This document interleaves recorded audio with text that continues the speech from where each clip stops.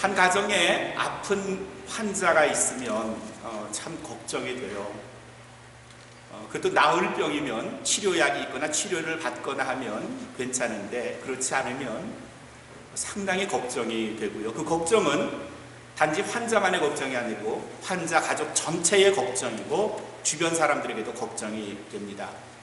오늘 우리가 읽었던 요한복음 11장에 나오는 한 사람 주인공에 있습니다. 이름이 뭔가 하면 나사로였습니다.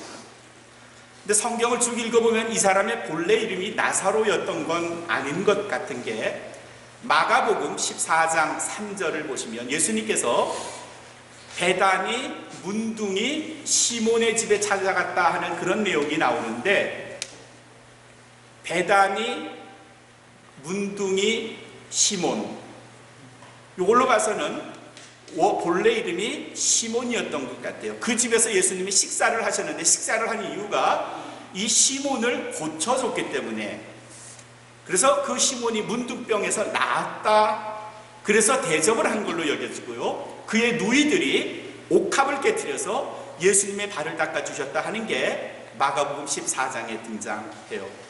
아마도 이 시몬이 너무 감사해서 이름을 개명했던 것 같아요. 바꿨던 것 같아요. 엘 아자르. 이 말에 이 엘 아자르 하나님이 나를 도우셨다 하는 말에 애칭이 축약한 것이 짧게 만든 이름이 라자로예요. 나자로 하니까 N으로 시작될 것 같은데 영어로는 L로 시작이 됩니다. 라자로. 하나님이 나를 도우셨다. 중병에 걸렸다가 당시 의술로는 치료 불가능한 문둥병에 걸렸다가 나았던 사람입니다. 그리고 그가 머물렀던 곳의 이름이 베다니라는 거죠. 베다니라는 뜻의 이름의 뜻은 괴로움의 집, 고통의 집, 가난한 자의 집, 혹은 탈무드에는 푸른 열매의 집 이런 뜻도 있어요. 이걸로 봐서는 베다니가 자연적으로 형성된 작은 마을인데 오늘 17절 말씀, 18절 말씀에 보면은 예루살렘에서 오리쯤 됐다 한 2마일도 채 안 되는 짧은 거리에 있는 걸로 봐서 가난한 자의 마을이라는 것으로 봐서 또 문둥병자가 살았다는 것으로 봐서 우리는 뭘 추측할 수 있어요? 이 동네가 어떤 동네였다? 문둥병자들과 가난한 사람들, 사회적으로 격리받아야 할 사람들이 모여 살았던 동네가 베단이었다 하는 추측을 어렵지 않게 할 수 있어요. 이 집에는 오빠 나사로와 두 여동생, 이름이 뭔가 하면 마르다와 마리아, 그렇게 3남매가 살고 있었어요. 어려웠을 거고요, 가난했을 거고요. 그러나 오빠가 문둥병에서 나았다는 기쁨이 그 가정에 늘 있었을 거고요. 고쳐주신 예수님에 대한 감사가 있었을 거고요. 예수님을 자기 인생의 멘토로 삼았을 거고요. 그를 극진히 늘 대접하는 일에 아낌을 하지 않았다는 거죠. 요한복음 오늘 11장에 껑충 뛰어넘어가서 예수님께서 어느 마을을 다니셨을 때의 일이었습니다. 갑자기 예수님이 어떤 사람이 찾아왔다는 소식을 듣게 됩니다. 예수님을 찾아온 사람은 베다니 마을에 있는 마르다가 보낸 사람이었습니다. 그가 예수님에게 찾아와서 하는 말이 예수님이 사랑하는 자가 지금 병이 들었습니다. 예수님 사랑하는 자가 병이 들었습니다 하는 말은 뭔가 하면 빨리 와서 고쳐달라는 겁니다. 근데 이 예수님이 사랑하는 자가 누군가 하면은 나사로예요. 오늘 말씀에 앞에 있는 요한복음 11장 5절에 예수님께서 그 마을에 있는 나사로와 또 두 여동생 마르다 마리아를 사랑하셨다 하는 기록이 있는데 사랑하는 자가 병들었다 하는 말은 바로 나사로가 병이 들었다 하는 말입니다. 그 말은 예수님께서 그 전에 이 나사로가 죽을 병에 있었을 때도 고쳐줬으니까 이번에 병들었을 때도 고쳐주세요. 그래서 누이 동생 마르다가 사람을 예수님께 보낸 거예요. 예수님이 사랑하는 사람 나사로가 병들었다는 소식을 들으면 예수님, 그래? 무슨 병인데? 아니 어떻게 아픈 건데? 이쯤 물으시고, 야야야 제자들아, 지금부터 뭐 다른 거 할 게 아니구나. 우리 빨리 베다니로 가자. 내 사랑하는 아들 나사로가 병들었단다. 가서 고쳐줘야지. 이쯤 했어야 하는데, 그러면 그 11장 4절 그 다음 절의 말씀을 보면 예수님의 행동이 좀 의심스러워요. 뭐가 의심스러운가 하면, 예수님이 정말 나사로를 사랑하시는 걸까? 예수님이 정말 지각이 있으신 분일까? 그가 모든 것을 아시고 능력이 있는 분일까? 하는 의심이 들 정도로 예수님의 말씀이 전혀 상황과 맞지 않았어요. 예수님께서 그 말을 들으시고 하시는 말씀이, 그 병은 죽을 병이 아니다. 야, 호들갑 떨지 마. 그거 가지고 죽지 않아, 그 사람. 호들갑 떨지 마. 뭐 나한테까지 와가지고 그러는 거야. 안 죽을 거니까 걱정하지 말고 가.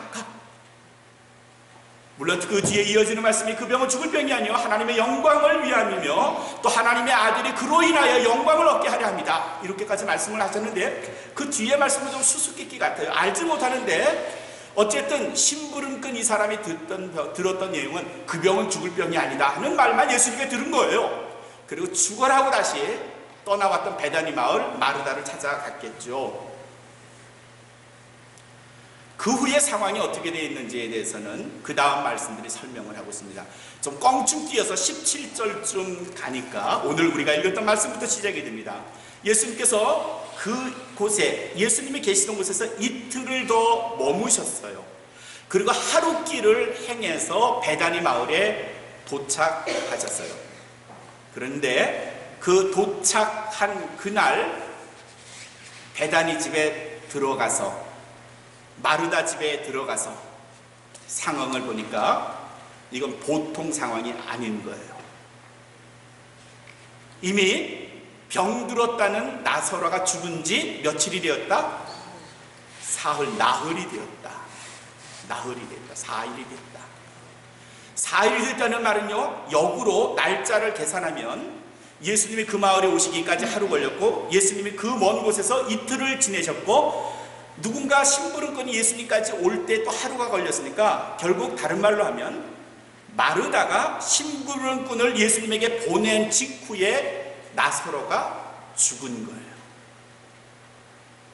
그리고 나흘이 흘렀어요.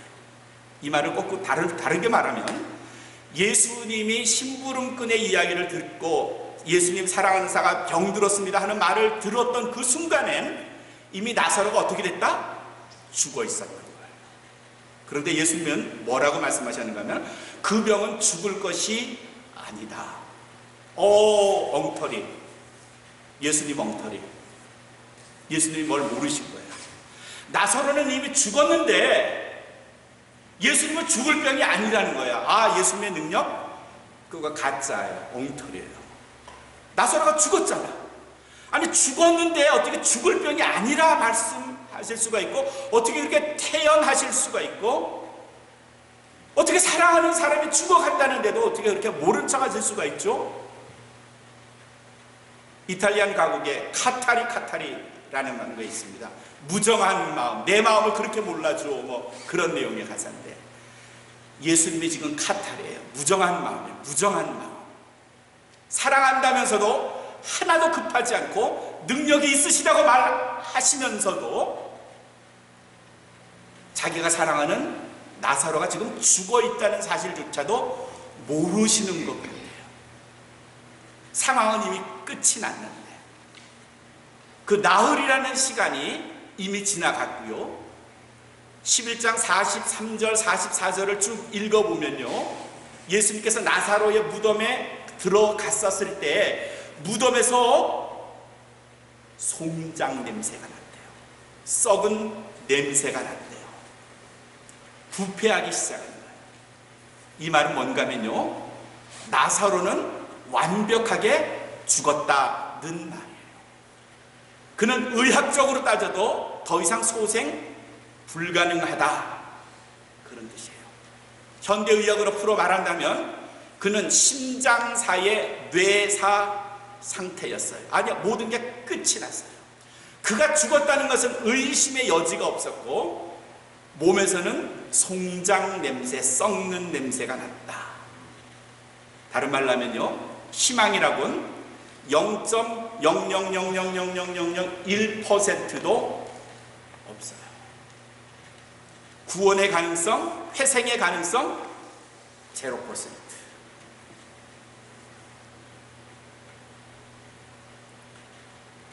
이미 상황이 다 끝났는데 예수님이 그 마을에 들어오셨어요. 동네 사람이 뭐라 했을까요? 예수님, 뭐 죽을 병이 아니라 그랬다고? 정말 웃기네.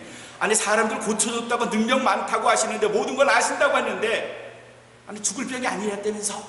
다 죽었는데, 시체에서 냄새가 나는데, 이제 와서 무슨 소연이 있담? 왜 이제 오신 거야? 에이, 저 사람 뭐 사랑한다 그랬다면서? 그 가정을 사랑한다고 그랬다면서? 사랑했다면 빨리 오셨어야지. 아마 사람들이 수군도거렸을 것 같아요. 원망했었을 거고요. 예수님 오면서, 그 예수님 모습 보면서 가증스러운, 가짜, 엉터리, 뭐 이런 식의 표현들, 예수님을 향해서 비난이 쏟아졌을 거고요. 마르다도 예수님을 원망했어요. 진작 예수님이 오셨더라면. 근데 마르다는 조금 예수님에 대한 신앙이 있는 것 같아요. 그러나 이제라도 주께서 하시려는 일을 하나님께서 도와주시지 않겠습니까 하는 마음을 이 마르다는 가지고 있었던 것 같아요. 그런 마음을 읽으셨는지 예수님께서 자기 선언, 자기 공포를 하시죠. self-declaration 25절과 26절에서 나는 부활이요 생명이니 I'm the resurrection and the life. 나를 믿는 자는 the one who believes in me will live. 죽어도 살겠고 even though they die. 그들이 죽을지라도 나를 믿는 자는 죽어서도 살겠고 무릇 살아서 나를 믿는 자는 영원히 죽지 아니하리라. 이렇게 말씀하셨어요. 근데 이 말씀에 힘은 없었던 것 같아요. 이 말씀을 사람들이 얼마나 믿었는지에 대해서는 알 수가 없는데 반신반의했었을런지 몰라요. 왜? 이 말 하기까지 아무 일도 일어나지 않았어요. Nothing happened through the Jesus Christ. 아무 일도 일어나지 않았어요. 그냥 그 말씀만 하셨어요. 나는 부활이요 생명이니. 그래서 뭐 so what? 어떻게 됐다는 말입니까? 그리고 예수님께서 베다니 마을 한쪽에 있는 무덤에 가셨고요. 우리가 아는 대로 냄새나는 그 무덤 안으로 예수님이 들어가셨고요.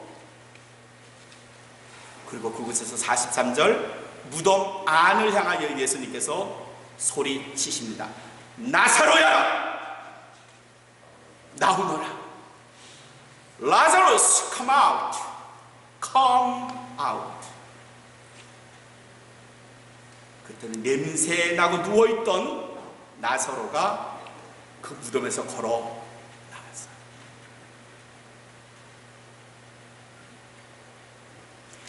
이게 11장에 등장하는 예수님께서 나사로를 살리신 이야기예요. 그 유명한 나사로의 부활의 이야기예요. 이 11장에 나사로를 부활시킨 이 이야기는 요한복음 21장 예수님께서 부활하신 것에 대한 예고적 사건이라고 볼 수 있을 것 같아요. 예수님께서 처절하게 죽으셨다가 사흘 만에 완벽한 죽음을 깨쳐 이기시고 부활하신 사건은 요한복음 11장에 기록된 나사로가 완벽한 죽음의 선을 넘어서서 돌아올 수 없는 강을 건넌 후에 0%의 희망의 가능성을 깨고 다시 회복한 사건과 동일시해요. 일치해요. 그리고 이 두 사건, 요한복음 11장과 요한복음 21장 예수 그리스도의 부활의 사건은 또한 장차 있을 김종환과 여러분의 미래와 정확하게 일치해요.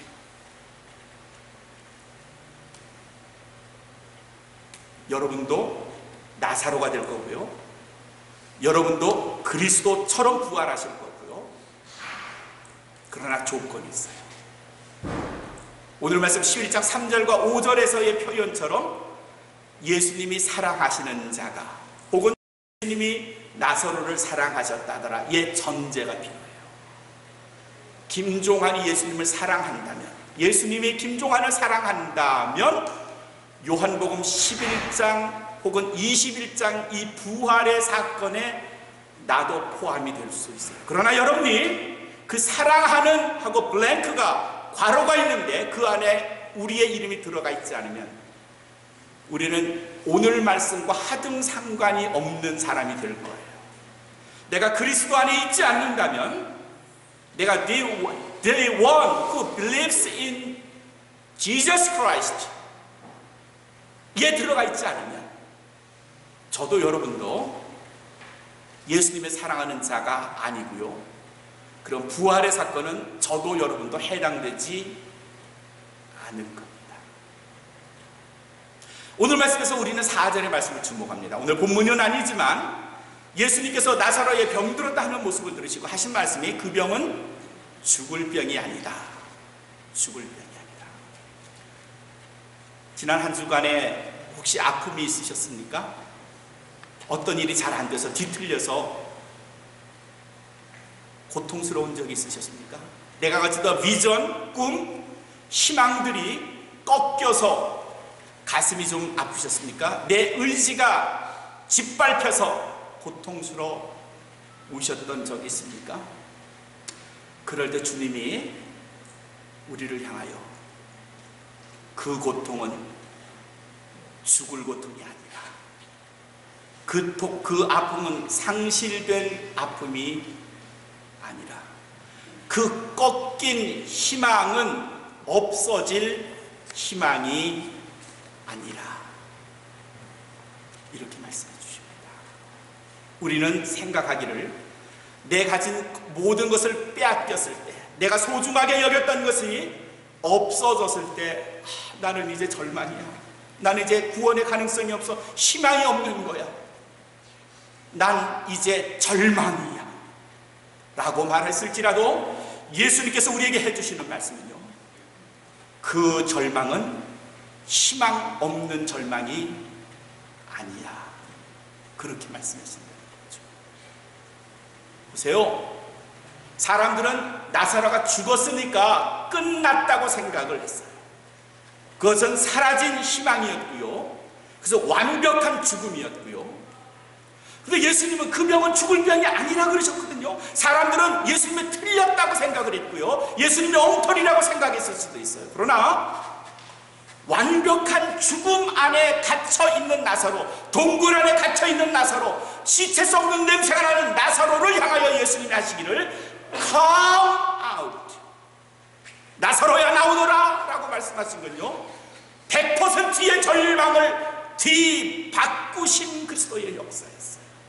사람들은 모두 생각하고 말하기를 이건 불가능한 일이야, 이건 누구라도 불가능한 일이야 라고 말하고 생각하고 예수님을 비난했을지라도 그리스도는 그 100% 완벽한 절망을 향하여 나사로야 나오너라 라고 말씀하십니다. 100%의 절망이 희망으로 뒤바뀐 순간이 됩니다. 그리스도의 희망이 여기에 있는 겁니다. 저와 여러분들의 희망이 여기에 있는 겁니다. 왜 우리가 아픈 세상을 살면서도, 때론 우리를 절망케 하는 고통 속에 살면서도 더 이상 희망은 내게 없어요 라고 말할 때에라도 희망을 여전히 가져야 할 이유가 여기에 있는 것은, 세상 사람들은 이것을 향하여 너는 절망이야, 너는 끝난 거야 라고 말할지라도 그리스도는 우리를 향하여 그건 죽을 병이 아니야, 그건 끝난 게 아니야, 내가 있잖아, 내가 너의 손을 붙잡고 있잖아, 내가 너를 도울 건데, 세상은 너를 향하여 절망이라고 끝이라고 말할지라도 아니야, 내가 있잖아. 오늘 말씀의 제목이 뭡니까? 완벽한 절망. 나사로예요. 사람의 눈으로 보니까 나사로는 완벽한 절망 속에 갇혀 있었던 건데, 예수님은 그 완벽한 절망을 향하여 그건 죽을 병이 아니야. 그리고 25절에서 나는 부활이요 생명이라고 말씀하시는 거죠. 사랑하는 성도 여러분, 살면서 내가 소중히 여기던 어떤 것을 빼앗길 수도 있고요, 내 꿈이 망가질 수도 있고요, 피오르는 꽃송이 같은 나의 꿈이 수그라들고요 꺾여질 수도 있을지라도 세상 사람들처럼 나는 구원의 가능성이 없어, 나는 이제 끝장이야라고 절망할 이유가 없는 것은 여전히 그리스도께서 우리를 향하여 그건 죽을 병이 아니야 라고 말씀하시기 때문입니다. 이 말씀에 여러분이 힘을 얻으시기를 주님의 이름으로 축원합니다. 주님이 여러분과 함께 하시는 한 여러분이 주님이 여러분을 사랑하시거든 죽을 병이 아니에요. 희망이 사라진 게 아니에요. 세상은 우리를 향하여 절망했다고 하지만 I'm sorry, 그것은 절망이 아닙니다. 1991년 10월 19일 토요일이었습니다. 아침 샌프란시스코 동쪽에 이스트베이라는 작은 마을이 있습니다. 예술인들이 많이 살고 있고요, 버클리하고 오클랜드 중간 동쪽에 있는 비탈진 언덕길에 아주 좋은 집들, 아주 엄청나게 비싼 집들, 예술촌들이 있고요, 그곳에 불이 났어요. 이스트베이 파이어. 토요일에 난 불이 72시간 그 주택가를 휩쓸었고요, 불이 꺼진 후에 25명이 죽었고 150명이 부상당했고 가옥 3,000채가 전소되었고 예술촌이 불탔고 그 안에 엄청나게 많았던 예술품들이 모조리 검은 재가 되어 있다는 것을 발견합니다. 절망스러웠고요, 너무나 끔찍한 일. 자기가 살던 동네, 자기 집, 자기가 아끼던 물건들 모두가 잿더미로 변했고요, 그야말로 소망이 없는 거고요, 희망은 검은 재로 다 변해 있던 상황이었고요. 불이 다 꺼진 후에 그 불난 이곳저곳을 다니면서 넘어지고 깨지고 부서진 그 폐허들을 들춰가면서 뭔가를 찾는 사람이 있었습니다. 당시 나이 45, 미스터 헝거라는 친구였습니다. 아티스트였고요, 예술가였고요, 그가 불탄 폐허들 속에서 쇳덩어리를 꺼냈고요, 녹아들인 알루미늄을 꺼내드렸고요, 불타버린 나무, 숯덩이 같은 나무들을 끄집어냈고요. 며칠 동안이나 그 일을 했고 하루 이틀 지나면서 그를 돕는 또 다른 예술가들이 헝거와 함께 그 불타버린 마을 속에서, 그 잔재들 속에서 무엇인가를 열심히 끄집어냈습니다. 워낙 엄청난 불이었기에 샌프란시스코 방송이 그 불을 진화한 이후에도 계속해서 취재를 하다가 미스터 헝거를 발견했습니다. 그의 일행을 발견했습니다. 당신 여기서 뭐 하는 일이죠? 무슨 일을 하십니까? 미스터 헝거가 말했습니다. 나는 앞으로 1년 이후에 이 화제를 기념해서 Fire Art 프로젝트를 생각하고 있습니다. 그게 뭐죠? 우리의 이 불이 절망이 아니라는 사실을 보여주려 합니다 하면서 인터뷰에서 그가 이런 말을 했습니다. 하나님은 불꽃 속에서 말씀하셨고 잿더미 속에서 그 음성을 들려주셨습니다. 누추한 모양을 아름다움으로 만들어 보라고, 절망의 흔적을 가지고 희망을 창조하라고 주님께서 내게 말씀하셨습니다. 남들은 그것을 폐허라고 말했고요, 절망이라고 말했지만 미스터 헝거는 세미한 주의 음성을 들으면서 그 안에서 희망을 찾아 그것을 Fire Art Collection으로 만드는 중이었고요.